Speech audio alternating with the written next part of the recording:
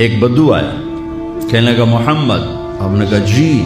کوئی کتنی ہی بدتمیزی سے آپ کو بلاتا تھا، آپ کے ماتھے پہ بل نہیں آتا تھا. جی. کہنے لگا تیری 3 باتیں بڑی عجیب ہیں. آپ نے کہا کیا؟ کہ تو کہتا ہے ہم اپنا دین چھوڑ کے تیرا دین قبول کریں گے. کیوں؟ اور تو کہتا ہے یہ تیرے ساتھی روم اور فارس، پرشین امپائر، رومن امپائر فتح کر لیں گے، انہوں کو تو روٹی کوئی نہیں، کپڑے کوئی نہیں. اور تو کہتا ہے مر کے مٹی ہو جائیں گے، پھر زندہ ہوں گے. کوئی ہمارا باپ دادا آیا؟ کوئی آیا آج تک ان میں سے؟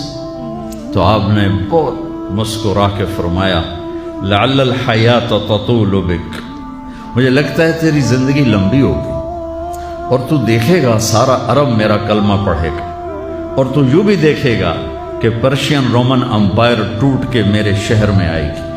اور باقی رہ گئی تیسری بات مر کے اٹھنے کی، تو میں تیرا ایسے ہاتھ پکڑوں گا اور تجھے یاد دلاؤں گا. تیسری ہو گئی کہ نہیں ہو گئی؟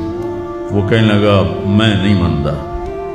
تو وہ واپس چلا گیا. حضرت عمر جب مکہ فتح ہوا تو سارے عرب کلمہ پڑھ گئے. کہنے لگے ابھی ایکتا ہو گئی.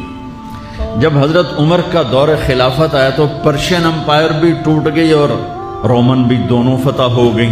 تو کہنے لگا بلی 2 ہو گئی یعنی 3 بھی ہو جاوے گی، چل پڑھ کلمہ. تو کلمہ پڑھ کے نا مسلمان ہو کے مدینے شفٹ ہو گیا. عمر رضی اللہ تعالیٰ عنہ اس کو بہت پروٹوکول دیتے تھے. جب وہ آتا اس کے لیے کھڑے ہو جاتے تھے.